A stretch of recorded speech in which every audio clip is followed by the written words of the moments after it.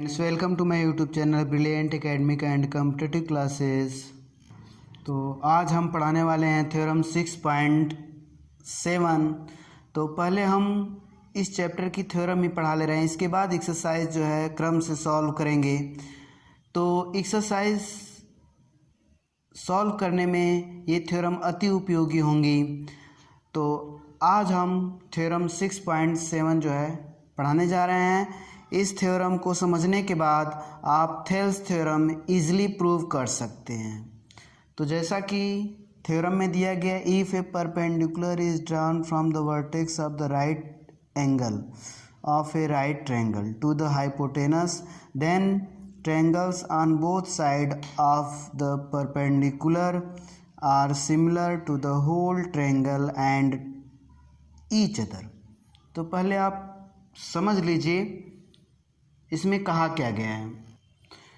यह एक right angle triangle दिया गया है ABC, और इस वर्टेक्स से B से इसके हाइपोटेनस पे एक परपेंडिकुलर ड्रा किया गया है जो कि AC को D पे इंटरसेक्ट कर रहा है। तो देखिए अब यहाँ से तो गिवन में हम क्या लिखेंगे, गिवन लिख लीजिए आप, triangle ABC in which angle B equal to 90 degree and AD perpendicular to AC। और हमें प्रूव क्या करना है कि ट्रायंगल ABC ट्रायंगल ADB के सिमिलर है। जहाँ पे देखिए यहाँ से अगर खींचा गया है, या हम ये कह सकते हैं ADB जो है ABC के सिमिलर कह दें, या तो ABC जो है ADB के सिमिलर प्रूव कर दीजिए, दोनों सेम चीज़ें होंगी। तो हमने सुविधा के लिए triangle ABC similar to triangle ADB लिखा है, ताकि ये जो है प्रूव करने में थर्ड वाला भाग आसानी हो। तो ट्रायंगल ABC सिमिलर प्रूव करना है ट्रायंगल ADB के, और ट्रायंगल ABC सिमिलर प्रूव करना है BDC के, और ट्रायंगल ADB सिमिलर प्रूव करना है BDC के। तो आइए प्रूव करते हैं। तो हम यहाँ क्या करते हैं, ट्रायंगल ABC को अलग कर लेते हैं और ट्रायंगल ADB को अलग कर लेते हैं ताकि समझने में आसानी हो। यहाँ पे आप देख सकते हैं ABC और ADB को हमने अलग अलग कर लिया। इसमें आप देख पा रहे हैं कि एंगल A जो है दोनों में आ रहा है, दोनों में मीन्स बड़े वाले ट्रायंगल में भी एंगल A है और छोटे वाले ट्रायंगल में भी एंगल A है। तो एंगल A जो है एंगल A के इक्वल होगा, और 90 डिग्री B पे है जैसा कि देख पा रहे हैं आप, और यहाँ पे D पे भी 90 डिग्री है, यहाँ पे 90 इधर भी होगा, तो यहाँ पे भी 90 डिग्री एंगल है, यहाँ पे भी 90 डिग्री। जब इस दोनों ट्रायंगल में, जब इन दोनों ट्रायंगल में दो एंगल मिल गए इक्वल, तो ये ट्रायंगल आपस में क्या होंगे, सिमिलर होंगे। बाई ए कह लें या तो बाई ए कर लें, क्योंकि किसी भी ट्रायंगल में दो एंगल अगर इक्वल होते हैं तो थर्ड एंगल स्वतः इक्वल हो जाता है। आप इसे प्रूव भी कर सकते हैं। तो यहाँ पे हम देखते हैं लिखने का तरीका,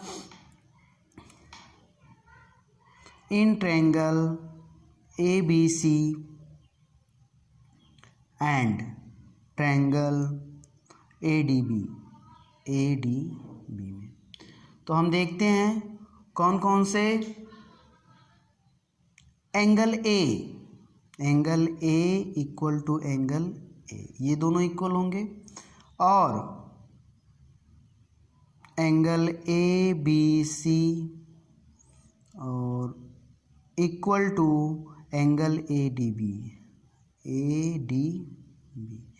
ये इक्वल होगा। तो बाई AA सिमिलरिटी,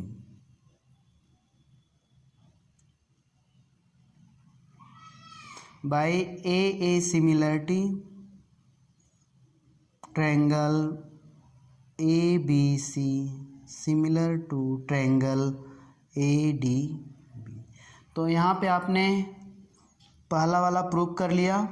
ठीक, अब आते हैं इस पे ट्रायंगल ABC और सिमिलर टू ट्रायंगल BDC। देखिए इसको कैसे करते हैं। अब देखिए इसको हम फिर दो भाग में बांट लेते हैं, एक ABC कर लीजिए और यहाँ पे BDC कर लीजिए। जैसा कि हम फिगर में देख पा रहे हैं ABC और BDC। तो इसमें भी देखिए C दोनों एंगल में, बड़े वाले ट्रायंगल में भी है, दोनों ट्रायंगल में है, बड़े वाले ट्रायंगल में भी है और छोटे वाले ट्रायंगल में भी है, जैसा कि आप देख पा रहे हैं। तो C कॉमन हो गया, दोनों में है तो C एंगल क्या हुआ, कॉमन हो गया। और एंगल B राइट एंगल और angle C right angle, angle D right angle यहाँ पे।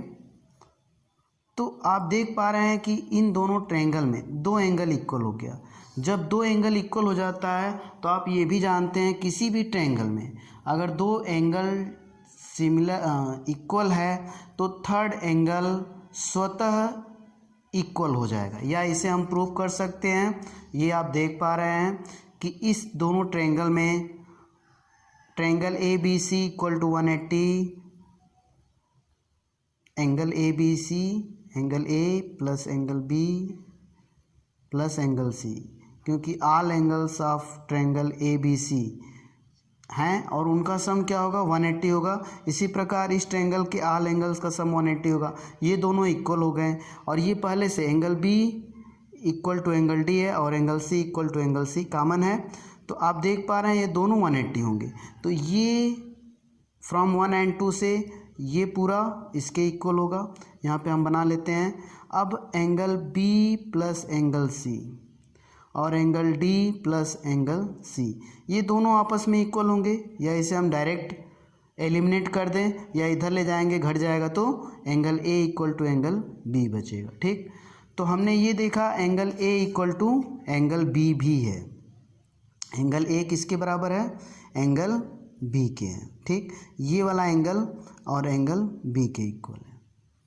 ठीक, तो जब हमने ABC और BDC को अलग किया तो हमने देखा कि angle A equal to angle B, हम ऐसे भी कह सकते हैं, सिमिलर दिखा सकते हैं, दो एंगल तो यहीं पे मिल गया, लेकिन हम angle A equal to angle B ले रहे हैं ताकि थर्ड वाला प्रूव करने में आसानी हो। ठीक, तो एंगल A हमने प्रूव किया एंगल B के equal.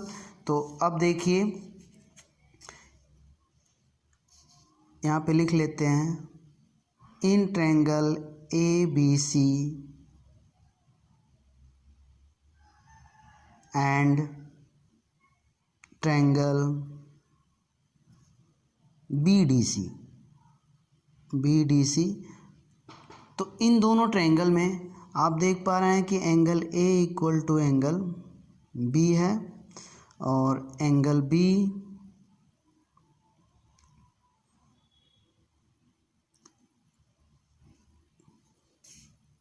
Angle ABC, angle ABC और इक्वल टू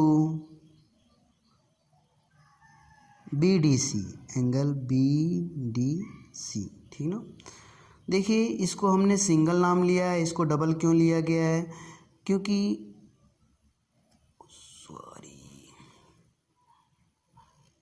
यहाँ पे आप एंगल B मत लिखिए, इसको लिखिए DBC, angle DBC। Angle A जो होगा किसके इक्वल होगा, DBC के इक्वल होगा, इस एंगल के। ठीक, तो देखिए ये मिल गया। और एंगल ABC किसके इक्वल होगा, एंगल BDC की। आप देख पा रहे हैं दो एंगल जो है मिल गया, तो by AA similarity triangle ABC similar to triangle BDC, ये सिमिलर हो गया। तो आप देख पा रहे हैं, इसको आप इक्वेशन 1 दे दीजिए ना हो तो, और यहाँ पे इक्वेशन 2 कर दीजिए। तो आप देख पा रहे हैं कि हमने फर्स्ट और सेकंड प्रूव कर दिया। फर्स्ट में A B C similar to triangle A D B and second जो है triangle A B C similar to triangle B D C हो गया। ठीक, अब आते हैं, हम देख पा रहे हैं कि triangle A B C similar to triangle A D B है, तो इसके corresponding angle by C P S T से इसके करस्पॉन्डिंग एंगल के इक्वल होंगे। मीन्स कि इसका फर्स्ट एंगल जितना होगा उसका इसका भी फर्स्ट एंगल उतना होगा, इसका सेकेंड एंगल जितना होगा इस ट्रायंगल का भी उतना है सेकेंड, इस प्रकार थर्ड जितना होगा थर्ड इसमें भी सेम होगा। और सेम नियम यहाँ पे भी होगा। अगर triangle A B C similar to हमने ट्रायंगल बी डी सी किया है, इसके करस्पॉन्डिंग एंगल इसके करस्पॉन्डिंग एंगल के इक्वल होंगे। ठीक, तो अगर जब इसका एंगल इसके करस्पॉन्डिंग एंगल के इक्वल है और ट्रायंगल ए बी सी का फिर जो है बी डी सी के करस्पॉन्डिंग एंगल के इक्वल है, ट्रायंगल बी डी सी के करस्पॉन्डिंग एंगल के इक्वल है, तो मीन्स कि क्योंकि ट्रायंगल ए बी सी तो सेम है दोनों में, तो मीन्स कि ट्रायंगल ए डी बी के सारे angle triangle B D C के सारे एंगल के इक्वल होंगे। तो हम ये कह सकते हैं फ्रॉम 1 and 2 from 1 and 2